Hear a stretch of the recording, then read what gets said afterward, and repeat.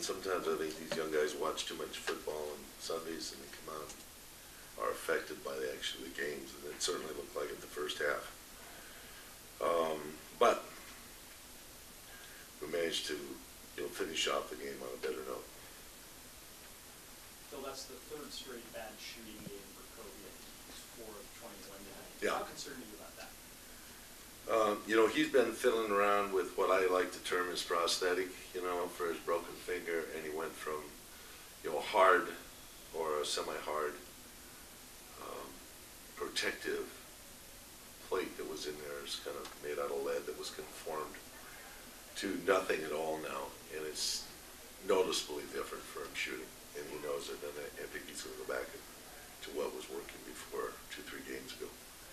So yeah, that was nice, but that wasn't all just about shooting. It was about balls not being there, not coming in, whatever. Did you say anything to him about that 18-foot jump shot? Left-handed one.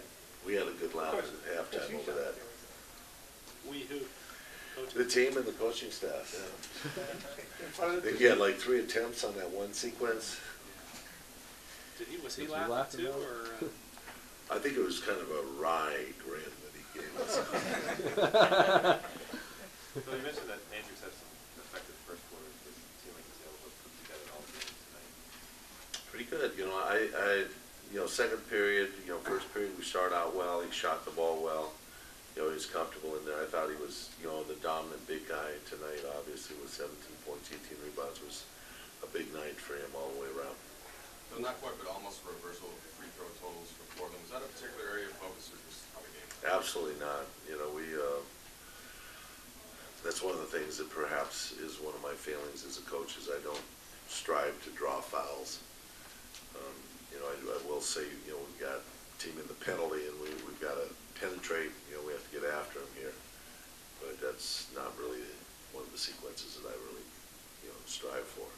I think playing basketball is what's important, and using the principles of the game. Well, I think you threw out the timetable of a month or so when Kobe initially hurt the finger. Any concern that it's now been a month and it doesn't seem to be healing? I think, that part of it's going pretty good.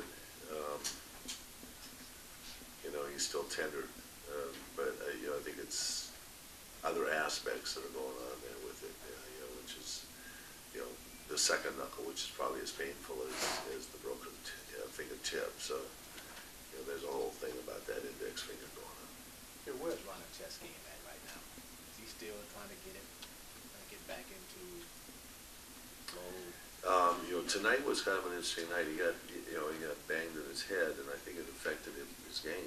When he went down with Ian Red early in the ball game, and I think he cracked his beam in that thing, and I think he asked out of the ball game. He asked out of the ball game twice in the course of the first and third quarter. So, I put Adam in early and gave him a little time to recover. I think it jarred him a little bit. He did. Yeah. With the bench's production tonight, and last week, do you see that as just indicators of their potential, or do you think it's a significant part of their development? This is part of who they are. I mean, they want to play a fast up-tempo game, and right now, at times it's available for them, and particularly on a home court, they can get into that rhythm of playing that fast up-tempo game. But until Luke comes back and we get that extra person in there that really fits in well with them, we're still playing pretty much a slower tempo game than they like to play, and I think on the road it definitely affects their productivity. Phil, did